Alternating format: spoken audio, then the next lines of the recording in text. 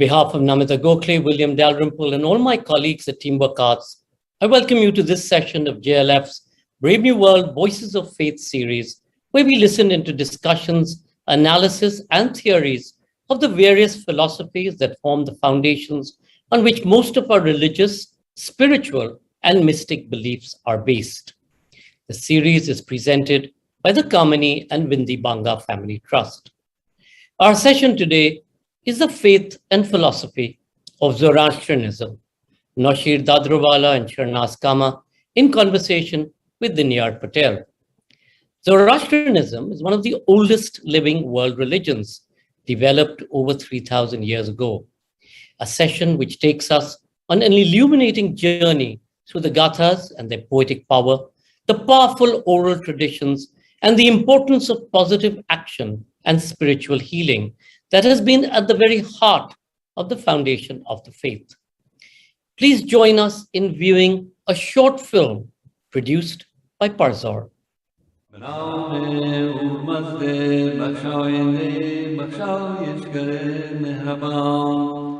Prophet Zarathustra was born around 1600 BC in Central Asia. In a Bronze Age setting, he taught there was only one God, Ahura Mazda, Lord of light and wisdom. In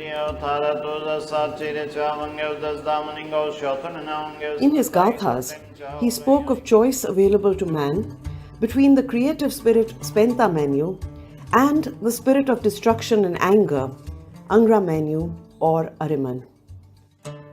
For Zoroaster, the name given to him by the ancient Greeks, the physical and mental worlds are interrelated through the seven Amesha Spentas or guardians who create balance and harmony in both the physical and spiritual realms. This harmony is best represented in a later symbol of Zoroastrianism, the Farohar or Fravashi, which combines wings soaring upwards to the divine with the figure of man. In this symbolic representation, man holds a ring, a covenant to work with the good spirit to overcome negation and create perfection.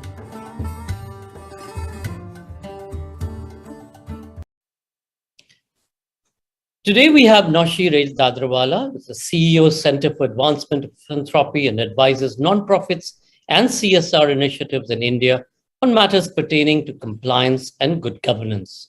He also has an abiding interest in the Zoroastrian religion and is an elected trustee of the Bombay Parsi Panchayat. Shernaz Cama teaches at Lady Shri Ram College, Delhi University. Dr. Cama has edited and authored several books. She was invited by UNESCO to initiate the Parzor project for the preservation and promotion of Parsi Zoroastrian culture and heritage, for which she has created international exhibitions and produced movies, an excerpt of which we showed earlier. Conversation today with Dinyar Patel, who is an assistant professor of history at the SP Jain Institute of Management and Research in Mumbai and a research affiliate with the Mittal South Asia Institute at Harvard University. He is also the author of Nauroji, Pioneer of Indian Nationalism. Please do remember to ask questions and comment by typing it into the comment section below, and our colleagues will post these to Dinyar to ask of our speakers today. The session podcast partner is Lanchora. Ladies and gentlemen, we present the faith and philosophy of Zoroastrianism, Noshir Dadrawala and Shernaz Cama in conversation with Dinyar Patel, presented by the Cama and Vindi Banga Family Trust. Dinyar, over to you. Thank you very much, Sanjay. And we, of course, would like to thank JLF and Teamwork for inviting us for this session. What I will do is give a very brief overview of the history of the religion before we get into question and answers. Now, one of the great difficulties when studying the history of Zoroastrianism is just a lack of sources. For much of its history, Zoroastrianism has been an oral tradition. A lot of sources have been lost over the centuries. And due to limited archaeological work in the region where Zoroastrianism originally thrived, that means a lot of sources probably have not come to light as yet. I mean, our story can really change depending on how archaeological work develops. And so consequently, some of the most critical information is conjecture. I mean, we don't know precisely when or where Zarathustra was alive. I mean, the Greeks thought that he was alive 6,000 years before Plato. It's probably more likely, as the video pointed out, that he was alive sometime in the mid-second millennium BC, somewhere in Central Asia. The Zoroastrian religious corpus itself is in many different languages. You have in Old Avestan the Gāthās, which are commonly believed to be Zoroaster's own words, and the Yasna Haptangaiti. But then you also have sources that are in Young Avestan, Old and Middle Persian, and still more in what we call modern Persian and Gujarati. And again, the translations of a lot of these texts are contested. If you look at the Gāthās, the translations differ quite dramatically by the individual who's translated it. Now, we know that by the time of the Achaemenid Empire, specifically with Darius I, Zoroastrianism had become closely entwined within the structure of the state in Persia. It became further entrenched in the Parthian and the Sasanian empires. The Sasanian Empire was extant from 224 AD to 651, and through Persian state power and through the Silk Road and through mercantile connections, Zoroastrianism traveled to places like India, Central Asia, China, and parts of the Roman Empire as well. The Arab invasion of Iran, and particularly after what happened after the Battle of Nehevand in 642, brought about the end of this period. But it's important to remember that the conquest of Iran and the Islamization of Iran took a very, very long time to take part. So, I mean, the conquest of Iran and Transoxiana took around 9 decades, and then Islamization of Iran itself took perhaps another 6 centuries, according to one scholar. So Zoroastrianism did not proceed in Iran in one fell swoop. Rather, there was a very long period of interaction between Islam and Zoroastrianism, which lasted until relatively recently. And then, of course, that particular dynamic in Iran led to some Zoroastrians going to India. And I'll just end with this, interesting, a bit of information which shows you again how, what we know about Zoroastrianism can oftentimes be quite surprising. So, I mean, we commonly believe Zoroastrians to arrive in Indian shores as, what we now call Parsis, beginning from the 8th to the 10th century AD, specifically in Gujarat. But actually, the earliest surviving reference we have towards Zoroastrians in India is not in Gujarat. It's rather from Kerala. It's from a copper plate in Kollam, in Kerala, dating from the late 19th century. So, with that, I will transition to, the rest of today's discussion, where we'll be asking each other some questions in order to get a discussion going on elements of Zoroastrianism. So let me begin with a question for Noshir Dadrawala. If you can tell us a little bit about Zarathustra and his life. Sure. Thank you, Dinyar. First of all, this name, Zarathustra. People, it's quite a tongue twister for non-Zoroastrians. So, I mean, the Greeks referred to him as Zoroaster, but the Avestan name is Zarathustra. That is the actual name. And it has been variously translated as driver of camels, possessor of camels. But if you look at it carefully, the word Zara is golden, is to shine, and Tra is the star. So therefore, his name is translated as shining golden star. As Dinyar rightly said, we don't know when exactly he was born. Modern scholars put him anywhere around 1500 BC. They say he was born in a city called Rai, but this is based upon Pahlavi texts. And if you look at Rai, it's barely 60 kilometers away from the capital city of Tehran. There are some who believe that he was born somewhere in Balkh, which is modern day Afghanistan. Many believe he was born somewhere near the Russian steppes. When he was born, where he was born remains a mystery. but the fact remains that he did walk on planet Earth, because his message is there with us, and his message is loud and clear. Songs, just as we have the Gita, which is the songs, we have the Gatha, which is song. These are songs of Zarathustra in his own words. These are poetic philosophy.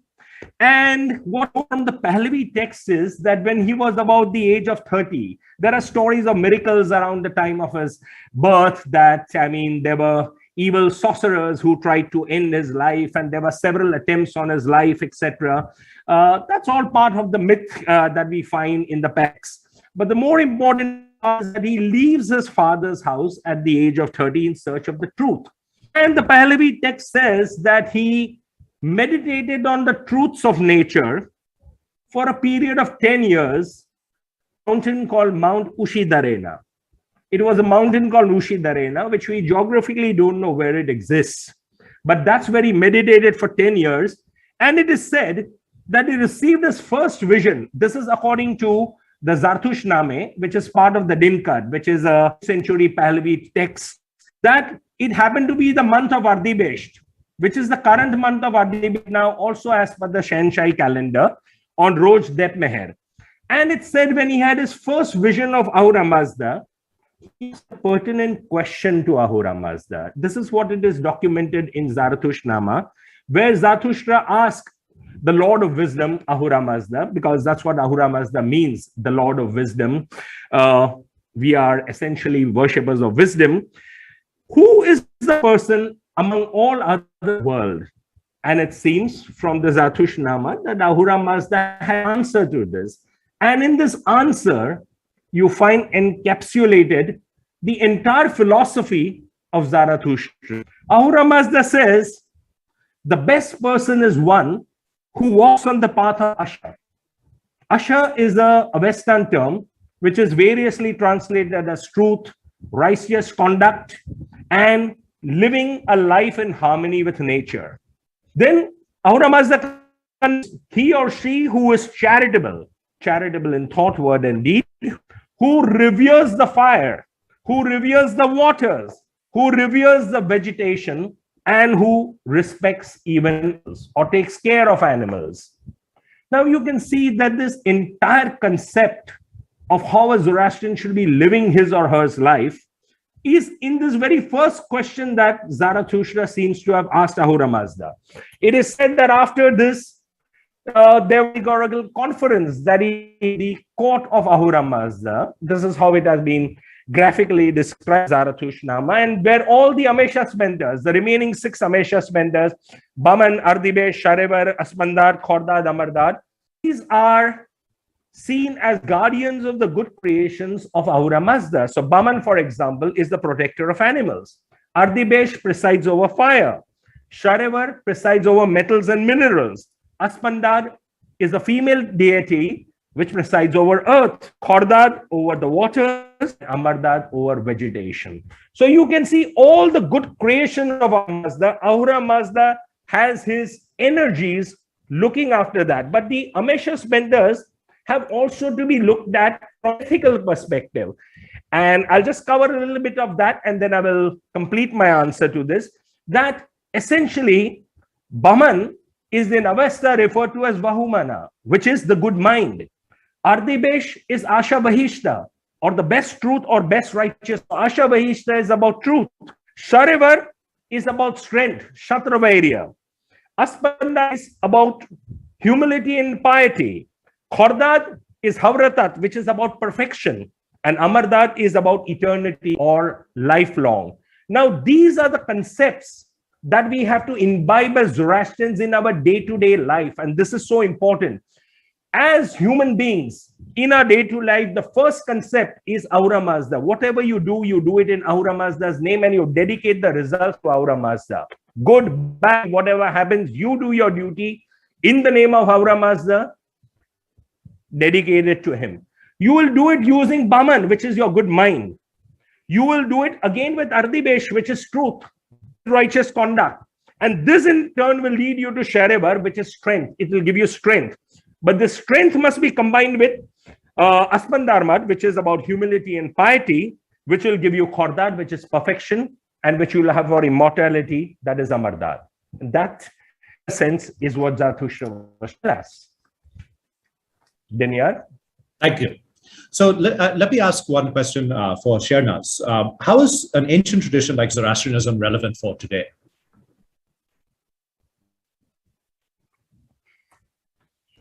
I think Noshir has touched a little bit upon this, but I think what is most important for me to convey to an audience like this is a Bronze Age religions or faith or cultures concerned with today's issue of ecology.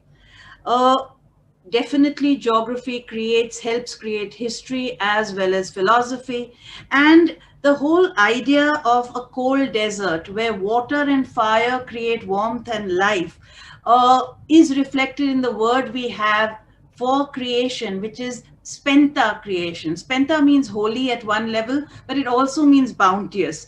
And of course, we have little legends that which the Greeks have also corroborated, that Zarathustra was the only infant who laughed rather than cried when he was born, because he was so happy to come to this beautiful world of Asha.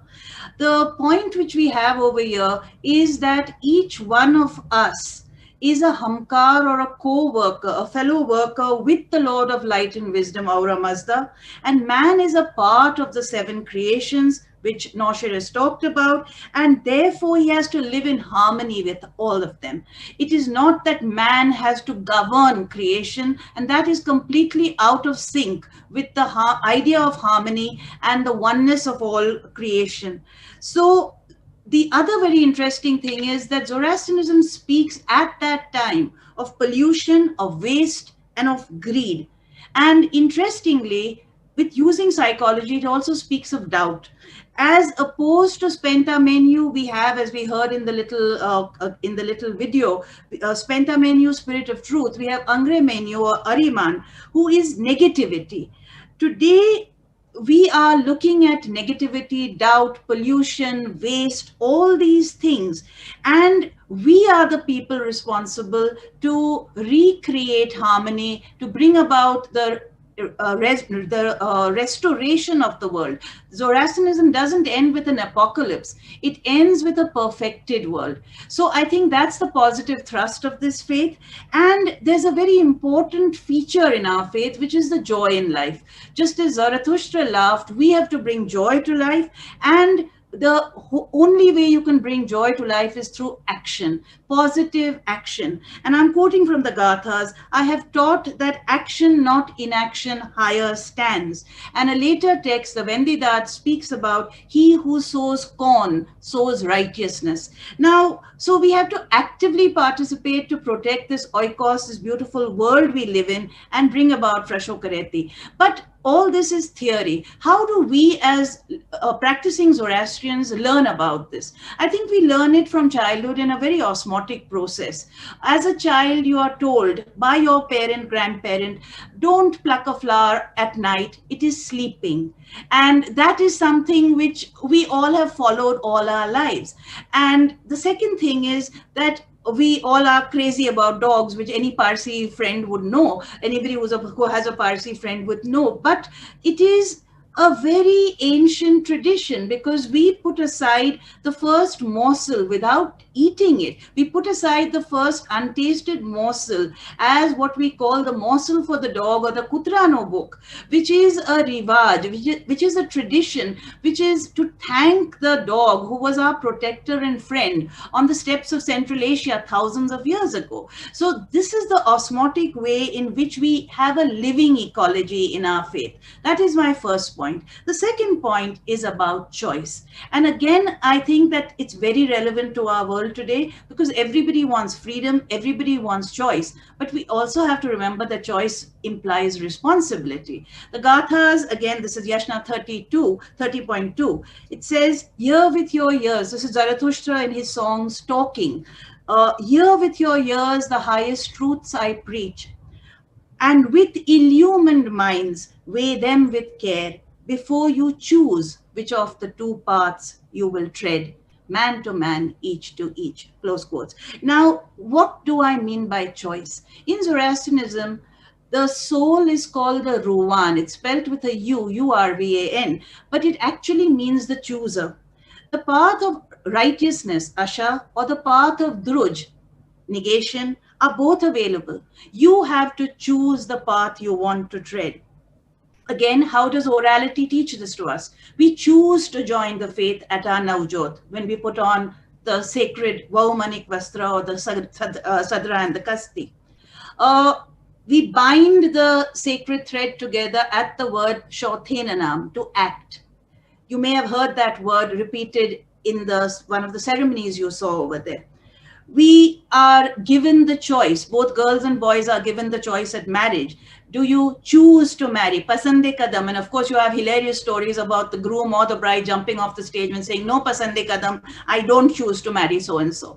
But finally, all our choices in life bring us to the Chinvat Paretu, or the bridge of choice. The bridge of judgment is the bridge about the choices you have made in this life.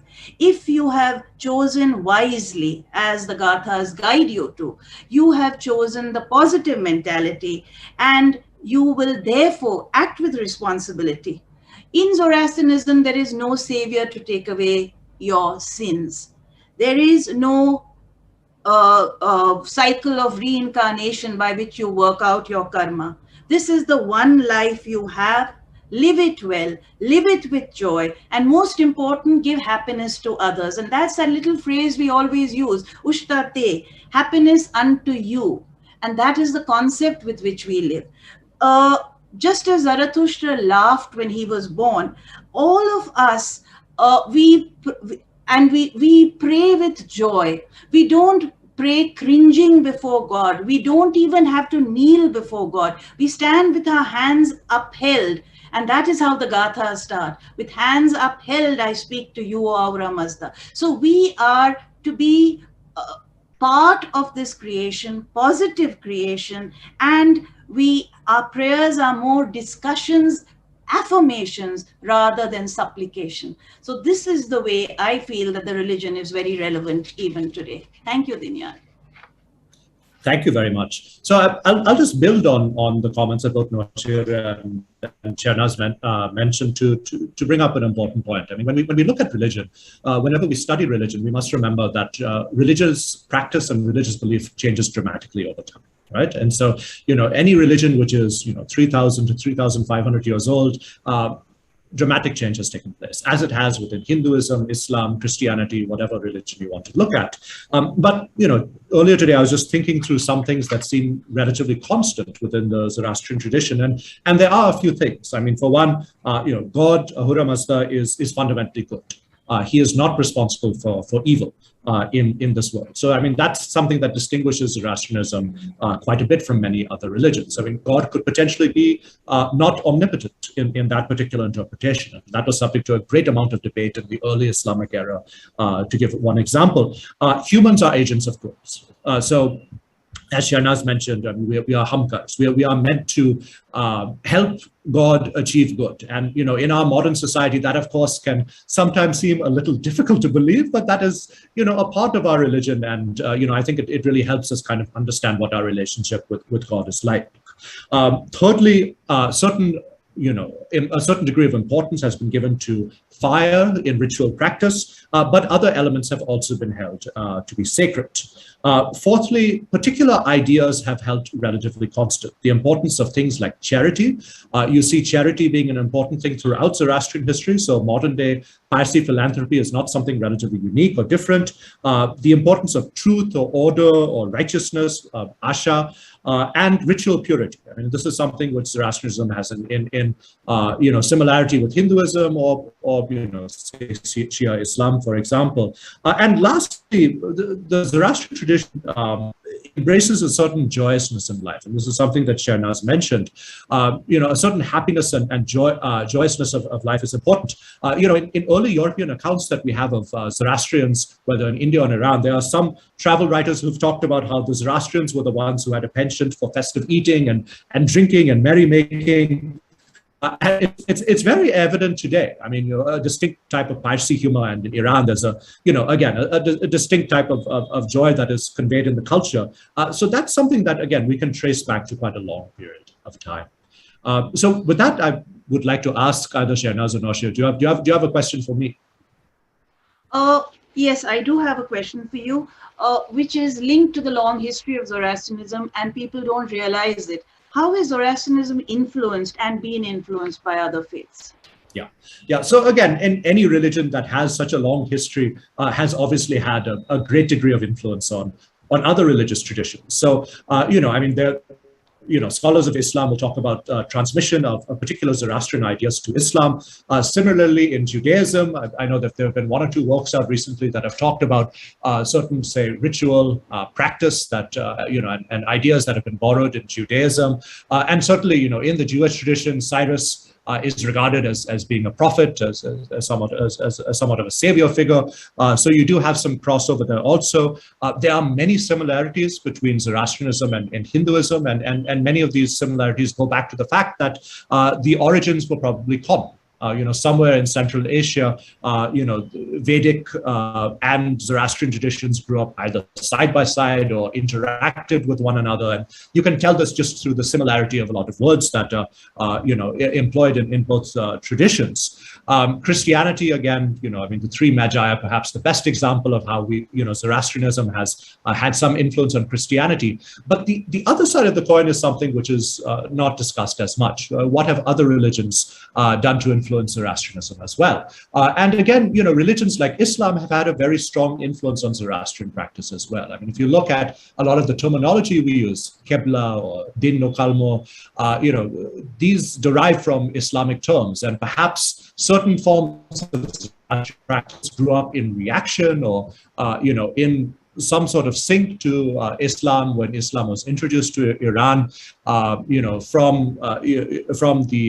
the 600s onwards. And certainly once Parsis come to India, Hinduism exerted a great deal of influence on Zoroastrian practice. So, I mean, within our wedding traditions, within many of our customs, there is a very strong Hindu influence. And starting from the 1850s onward, there was an impulse amongst many Parsis to get rid of this and say this is not authentic. And, I really think in many ways that's a mistake. I mean, all religions are to a degree syncretic. There's nothing really like an authentic religion. I mean, when you study religion, that idea of authenticity is one of the first shibboleths to go away. So, I think in many ways we should revel in these similarities and these crossovers that we have between different particular religious traditions. Do you have a question now, Dinyar? Sure. So let me, I can perhaps ask this to both of you, since both of you have, I think similar areas of expertise. Are there, any things you can talk about symbolism within the faith, whether it's fire, or whether it is any other particular traditions? Okay, I'll take off with something, and then I think I'll leave the question about fire. I'll just touch upon it, and I'll leave it to Noshir. Basically, the symbols range from the absolute everyday to the most esoteric. I'm going to take as an oral tradition, which is also a tangible tradition, the simplest thing, which I've already mentioned, the Vahumanik Vastra, or the simpler way we use the word, the Sadra. Under all our externals, we wear this white muslin shirt with a tiny little 1-inch square pocket called the Kisse Kerfe or the Gireban, which is placed over our heart, which comes over our heart. It is the garment of the good mind, and we tie around our waist, girls and boys, after their initiation on Avjot, we tie around our waist the Kasti. The Kasti is created it's woven out of 72 threads of lamb's wool. It signifies the 72 chapters of the Yashna, which is our most important and most ancient ritual. But every time we put on the Sadra Kasti in the morning after our bath, or we recite the Kasti at night before going to bed, it is a very simple but very important symbolic reminder of the Yashna ceremony. You saw a brief glimpse of that Yashna ceremony. It is a very intricate ceremony. It's a Proto-Indo-Iranian ceremony, definitely coming out of Central Asia. But it is our most sacred text, and it is our most sacred ritual. Once upon a time, it used to be performed every day by two highly trained priests in the great Athas Bairams across India. In Iran, we've lost it for many, many decades, the entire Yashna. We still have it performed at a few places, at a few times. Now, what does it start with? It starts with two priests going before dawn, just before dawn, to the well, drawing out water, which they then pray over, bless in a place, in a sacred space or temenos, where you have all the seven elements: fire, water, plant, metal, animal, man, and of course the earth. And finally, you recite intricate prayers by heart. You perform very, very important ritual gestures, and you bind together the whole of creation before you take that energized water after hours of recitation and pour it back into the well in sunlight. This act, the Yashna, is to enrich and strengthen creation every day. When you tie your kasti, and this I really am aiming at the young Zoroastrians who think it's so unimportant, rituals don't matter. When you tie your kasti or recite your kasti prayers, you are actually enacting the same ritual, which in miniature, using very similar ritual gestures, using very similar words, the avangoya, the tying together. And therefore, I think it's a very important concept, and it's a very simple, apparently simple concept, linking into a much deeper symbolism. Fire, I know that Noshir will talk about, but there's one important thing I want to mention. It combines, it purifies, but that word humility which you use for Spendarmad or Spenta Armaiti, the ultimate fire in the fire temple, the greatest fire temple, will turn to ash.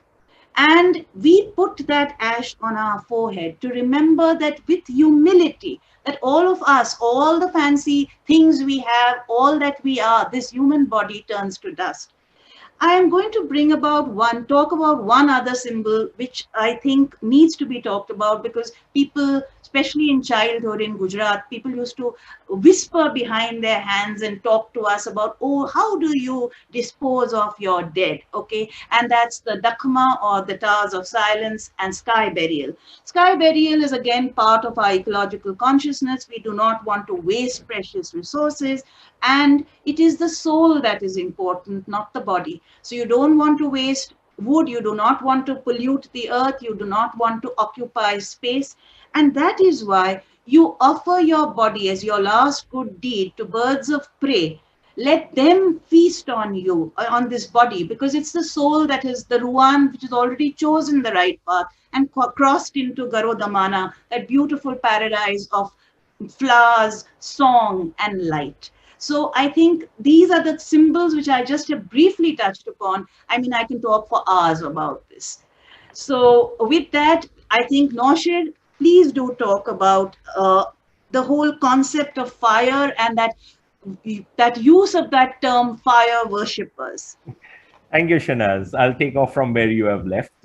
Yes, indeed, most people associate Zoroastrianism and Parsis with fire worship. Even the temple at which a place of worship is referred to a temple.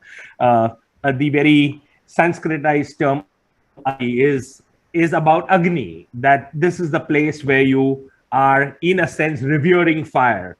So as a person, then Firdausi in his Shahnameh speaks about that do not think that they are worshippers of fire. They are the worshippers of Yazdan, which is God, through the medium of fire. So it's kind of fundamentally wrong to think that Parsis or Zoroastrians are fire worshippers. It's akin to saying that Christians worship the cross or Muslims worship the Kaaba. I mean, these are mediums through which, and Zoroastrianism has chosen fire as a medium. As one had once said, through nature, we look up to nature as God. It's just not fire, We pray even before the waters in the month of Ava.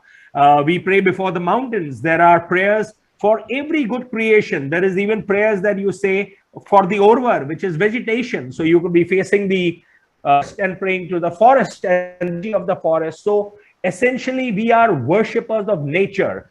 And through nature, we look up to nature's God, which is Ahura Mazda, the creator, the benevolent Lord of wisdom. So essentially, why do we consider fire as the icon of worship? As in, we look at fire as a channel or the medium through which we look up to Ahura Mazda. Because first of all, we see fire as the dispeller of darkness. It's the giver of. It's not the dim darkness, but it is dispelling. Because whenever we think even in the terms of concept of evil, evil is the absence of good. In like manner, there is no such thing as darkness. It does not have an existence of its own. You cannot bring darkness to this room when it is lighted. When I will switch off my lights here, there'll be darkness. But once I switch on the lights, darkness has disappeared. This is exactly what we think even about evil. So fire is the light, and most important, it is a giver of life. It animates. You will see that just as you find in the book of Genesis that God created this world, creates the sky, earth. We have a similar concept even in Western texts in the Bundahishan, and we celebrate the 6 Gambars, which are the 6 stages in which Ahura Mazda creates this world. There is no day of the Sabbath. There is no rest. Ahura Mazda does not seem to have taken a rest day. He created the 6 creations, and that was it. And how did it animate? Fire was not it. I believe that it is fire that animated all the 6 creations. And therefore, fire, giver of light, and it's the giver of life.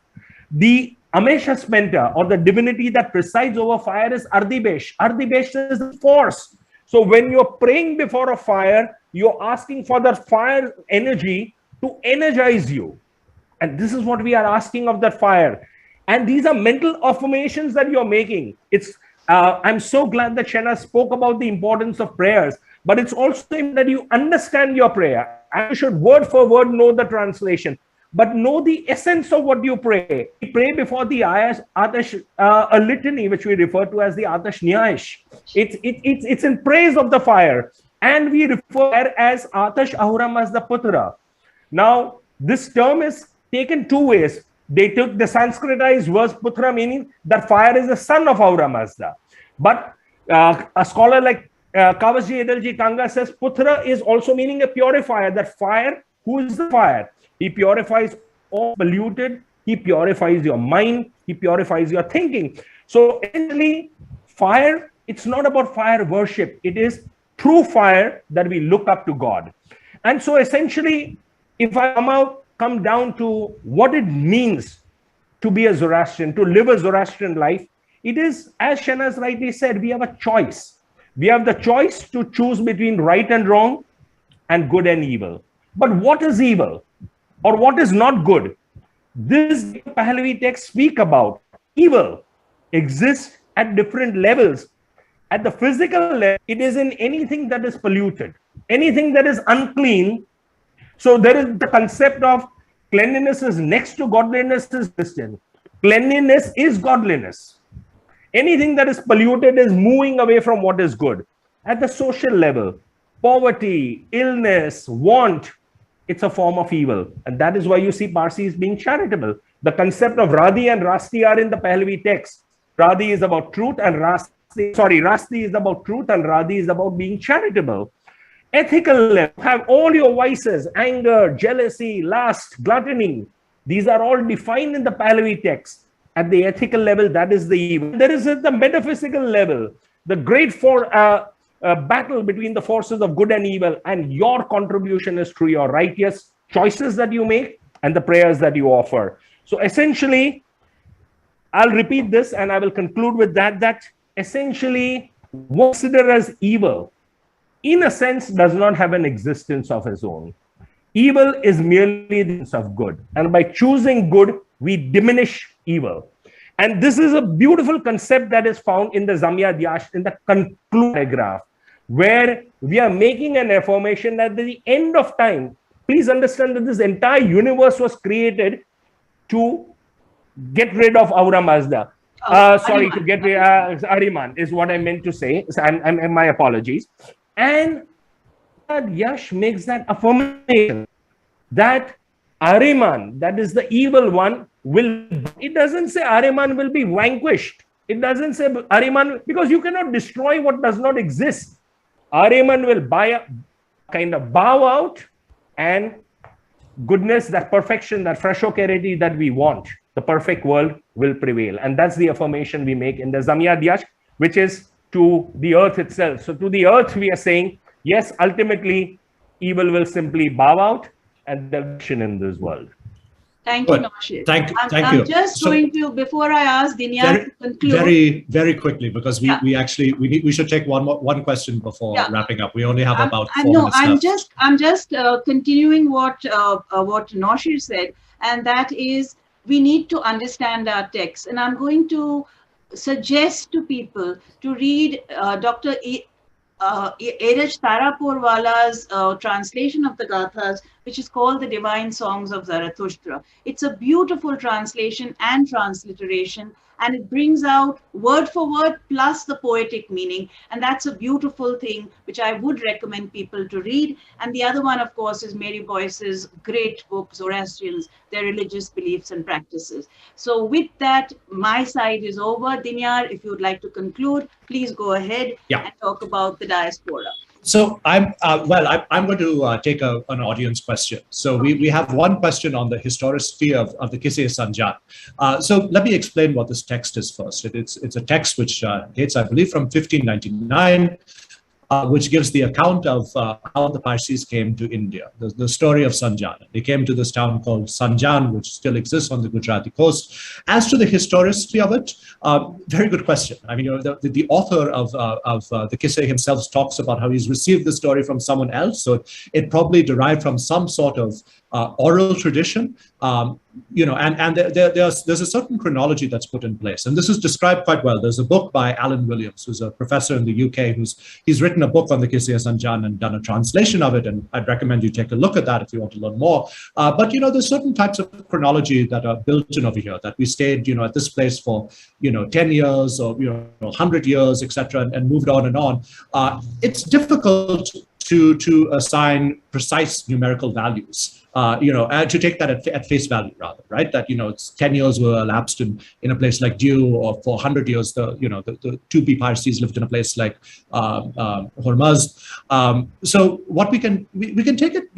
I think the important thing about taking any account like this is it gives us a hint of what the history of the Parsis was like. I mean, yes, there probably was some impulse against religious persecution in Iran. At the same time, we have lots of evidence of migration to India based on networks of commerce and mercantile networks. I mean, that's precisely how we get the first sign of Zoroastrianism, appearing in India and in Kerala. In the 9th century. So take this with a grain of salt. Archaeological evidence will fill in a lot of the details, additionally to kind of reconstruct the story.